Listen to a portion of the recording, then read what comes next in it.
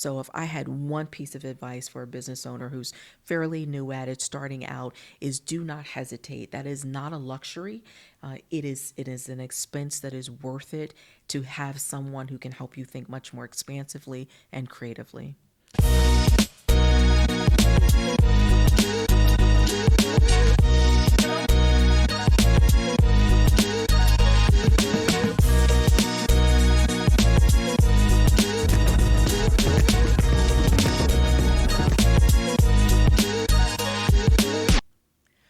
Welcome to the BOW Collective Podcast. I am your host, Attiyah Blair. I'm the CEO of the Real Estate Reset, where I help women get their first or next investment property, and also the CEO of Reset Peak Performance, where I talk about hitting the reset button to get to the next level personally and professionally. Today, we have an amazing guest that I'm super excited about, Tammy Dowley Blackman. Welcome. Thank you so very much, Attiyah. I appreciate it. Glad to be here. Awesome. So let's kick it off. Okay. Please tell us about you, who you are, and tell us about your business as well. Sure.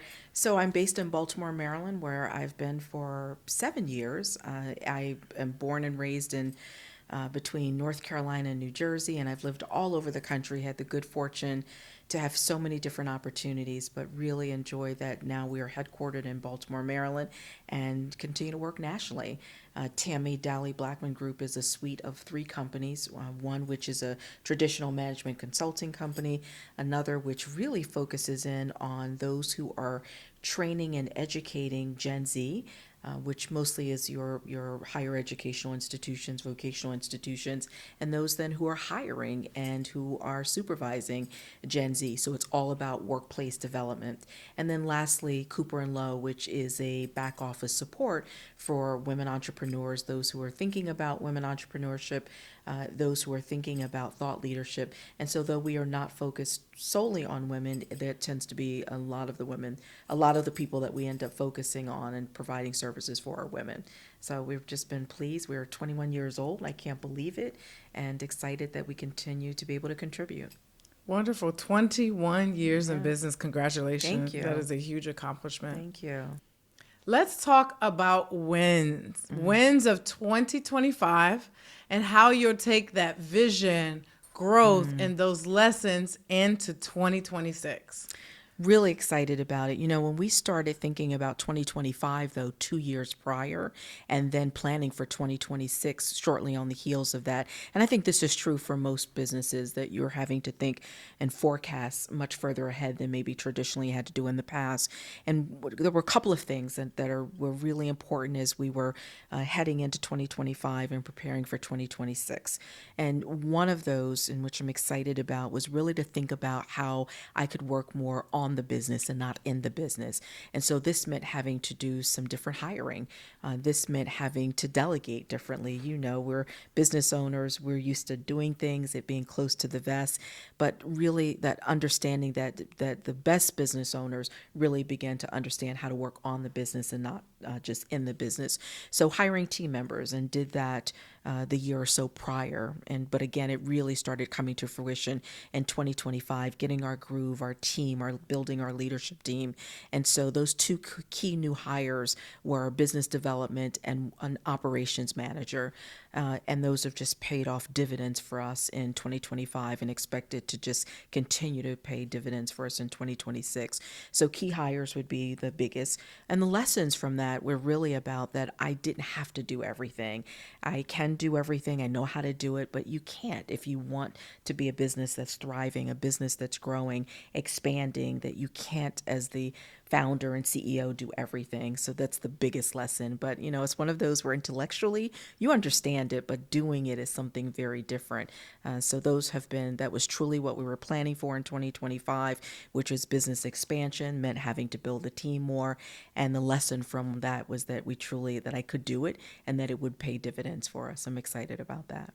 Awesome. You should be excited. That's wonderful. So you started off saying something really powerful. And I don't know if you realize how powerful it was. You said, I started planning for 2025 2 years in advance. Now, As a BOW sister, I know BOW sisters are 7, 8, and 9-figure business owners. So what would you say to the 4, 5, or 6-figure business owner about planning so far in advance? Because I would bet that that is one of the things that sets, higher level business owners apart, that planning ahead. So talk to us about that. Yes, and it is important, but I want to fully recognize and acknowledge that I know that it's not just something that's quickly done, because when you're in it and your head's down, you're trying to do the business, you're trying to get that new contract, you're trying to deliver in a way that provides excellence for your client.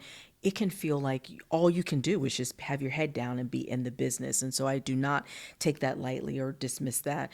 But having some time, giving yourself some space to do that planning is important. And so what I did 2 years in advance is I tried to say, where do I want this company to be 2 years, 3 years, 5 years, and then 10 years? And I really started building out an exit from 10 years and working my way back.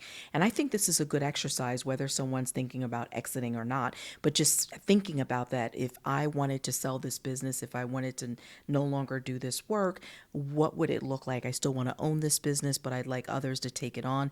What would it look like for me to start working my way backwards from 10 years? And so that was the real critical question I asked myself.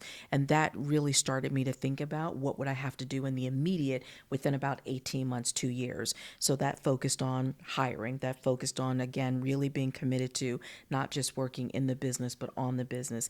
That had me think through by 2027 at the latest that I'd actually like to have a CEO for my business and step away from the day-to-day operations, not because I'm stopping work or business, but so that I could actually start new businesses, acquire other businesses, that I needed to free up that time. So once I asked that big question, though, it just opened up a world for me about, wow, what would this look like? What would I need to do? Who do I need to hire?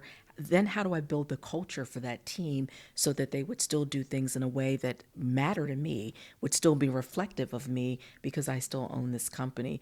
And that's really what I started thinking about. And so there's still more decisions to be made, but I was excited about that big question, and it allowed me to start thinking about 2 years in advance what I would have to do. I love that. So working on your business and not working in your business. I know that I was a few years into business before I even began to think that way, let alone operate that way.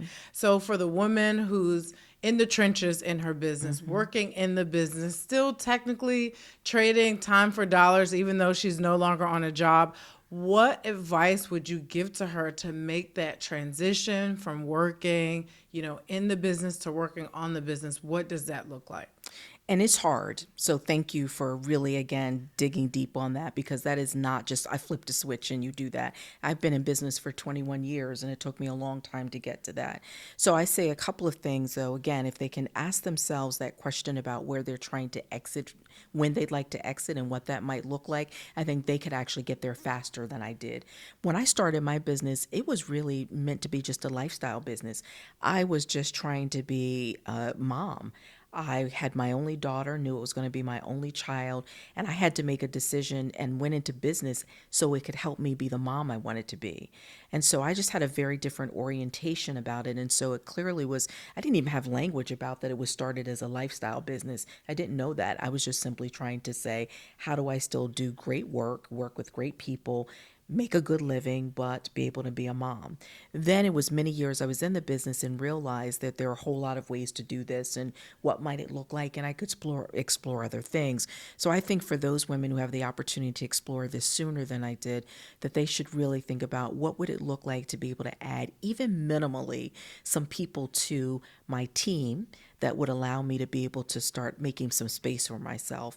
So we tell people this all the time, you know this, but it's intellectual, and then it's having them really do it, but start adding operations. If you can add the virtual assistant, even if it's not a full time, if you can add legal, you add some of these things that start to give you depth and breadth, but it also starts to open up time, even if it's just 1 or 2 days a week, that you can now have some room, some brain space to be thinking more creatively about what you do. So I would say it doesn't have to be this whole big bells and whistles. It's not that you're no longer the CEO, you're not doing the work every day. Even if it's just you could give yourself a couple of hours a morning or afternoon in the week so that you actually can do some thinking. The last thing I would suggest, and again, I would say I wish I had done it sooner, is to get a someone that can be your really helping you to think as a business owner, a coach, to really help you to open up your understanding, different kinds of questions. And I did that. I dabbled in that a little bit, and then got really serious about having a business coach ongoing, because it's hard to get out of your own head. But having someone who can help you think creatively, be an accountability partner for you, asking questions, those things are game changers, and those are available to you no matter where you are in the business. So you talked about mentorship, having a coach, a business coach. How important is that? I can't even put a number to it. It changed everything, because you can get so in your head and think about things in a one way. And these are not about wrong or right. They're just simply about it may be hindering you, and that it just doesn't give you enough time to think as creative as you need. Someone else looking at it from the outside in gets to see not only all your amazing talents, they get to see the larger landscape that you're working in. They've worked with other clients, so they might have ideas for you. That's why it's so important. And it just encourages you to start thinking much more expansively. So if I had one piece of advice for a business owner who's fairly new at it, starting out, is do not hesitate. That is not a luxury. It is an expense that is worth it to have someone who can help you think much more expansively and creatively.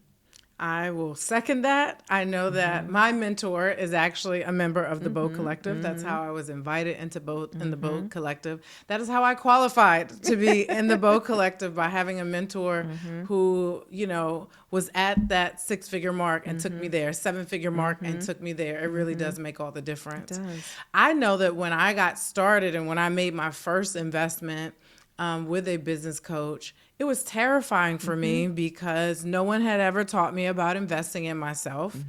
And, we think that we can just go on YouTube or read a book and figure all the things out and not make, that investment. So what would you say to the woman who is afraid of, investing in herself to get to that win as we look to 2026?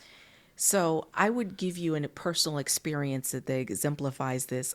For 10 years, I directed a fellowship that was designed to bring more people of color into the philanthropic sector. I already had my company, the first of my companies, and I was doing this work. I had it built it as hybrid so that I could still be in these positions as a vice president, executive director, CEO of various things, but I also had the consultancy. And it was actually in service of these others that I learned how I needed to do it for myself.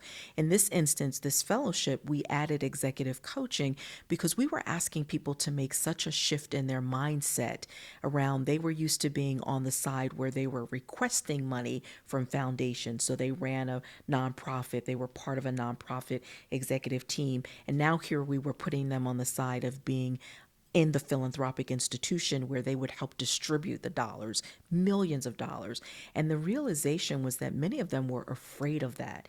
They thought the idea of having that power was overwhelming to them, because they were used to having to ask for things from those who had power. And now here they were sitting with power.